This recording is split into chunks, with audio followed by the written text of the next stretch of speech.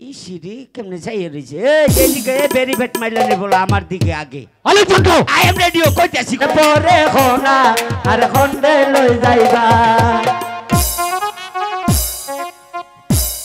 কই দেখ কই ইসিরি আপনি দেখলে না আমার পুরান কথা মনে হয়ে যায় গো ওরে শুন আমার লোককে রক্ত ছুটাই দিছ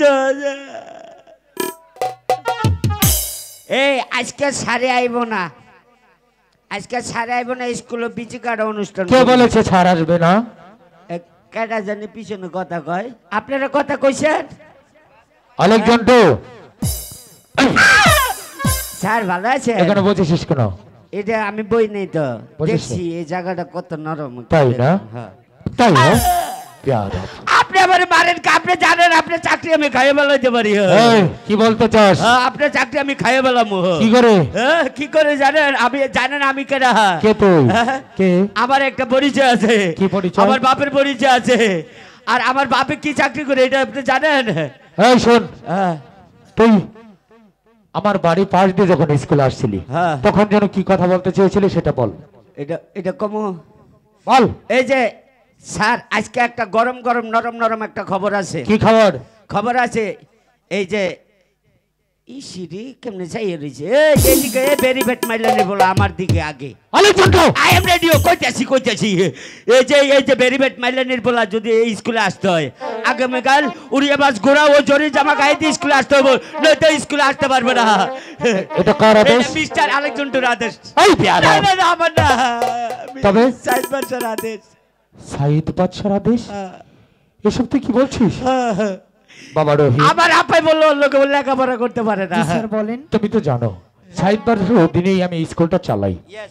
যেহেতু তার হুকুম আমাকে পালন করতেই হবে তাই বলছি বাবা সাইদ বাদশার হুকুম মতো যদি তুমি আগামীকাল জরির জামা পরে উড়িয়ে বাজ ঘোড়াই চড়ে এই স্কুল আসতে পারো আপা তাহলে এসো। লাগাই দিছি কাম হইছে একটু দয়া চিন্তা করুন করেন না আমরা আমি অনেক দেখতে আপনার কোনো ভরসা নাই উড়িয়া ঘোড়া এবং জরি যে আমরা কোথায় পাবো আমি জানি বাবা তোমাদের অত্যন্ত কষ্ট হবে যেহেতু তোমরা গরিব কিন্তু আমার করার কিছু নেই তাই বলছি আগামীকাল স্কুলে আসলে উড়িয়ে বাজ ঘোড়াই চড়ে জরির জামা পরে স্কুলে এসো আর যদি না পারো তাহলে স্কুলে এসো না আজকের মতো তোমাদের সকলের ছুটি এই যে ভাই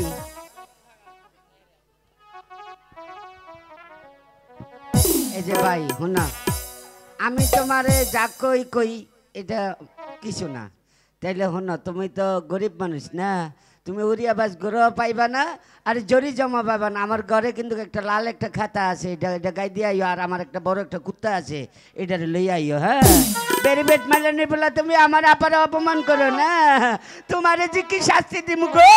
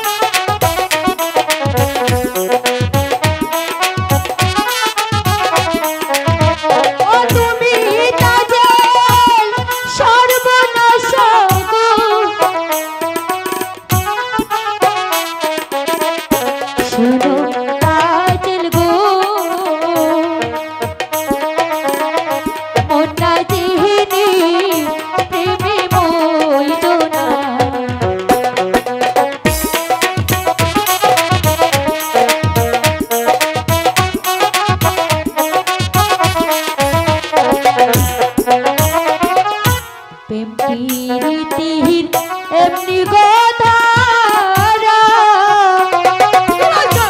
এক প্রেমেতে দুইজন মরা এমন মরা আমার কয় জোড়া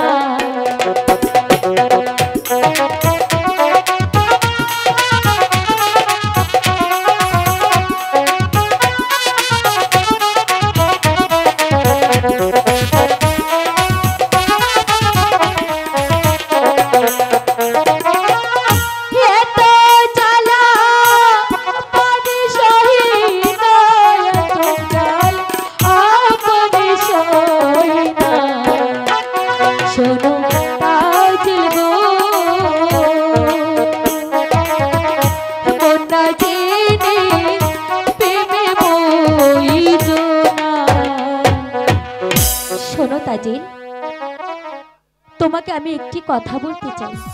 কি কথা বলো? তুমি হলে বাদশা জাতি, তাই তোমাকে বিশেষ কিছু বলবার অধিকার আমার নেই। তবু আমার মন চাইছে তোমাকে একটি প্রশ্ন করব, তুমি কি সেই প্রশ্নের উত্তর দেবে? করি দেখো প্রশ্নের উত্তর দিতে পারি কিনা। আচ্ছা বলো তো, একটি মাঝি কয়টি নৌকো চালাতে পারে? খুব সাধারণ একটা প্রশ্ন, আর এই প্রশ্নটা তো সবাই বলতে পারবে।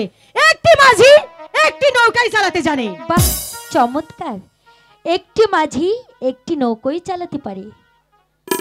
তাহলে তোমার যদি মাঝির এতই দরকার ছিল আমাকে বলতে পারতে। এখানে একটি নয়, দুইটি নয়, তিনটি নয়, শত শত মাঝি আছে। এর মধ্যে থেকে আমি তোমাকে যে কোনো একটি মাঝি দিয়ে দিতাম।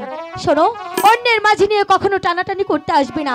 তোমার যদি মাঝির দরকার হয় আমাকে বলো, আমি তোমাকে এই শত শত মাঝির মধ্যে থেকে একটি মাঝি তোমাকে দেব। আর শোনো, কিছুতেই হতে পারে না। সামান্য একটা মালিনীর কন্যা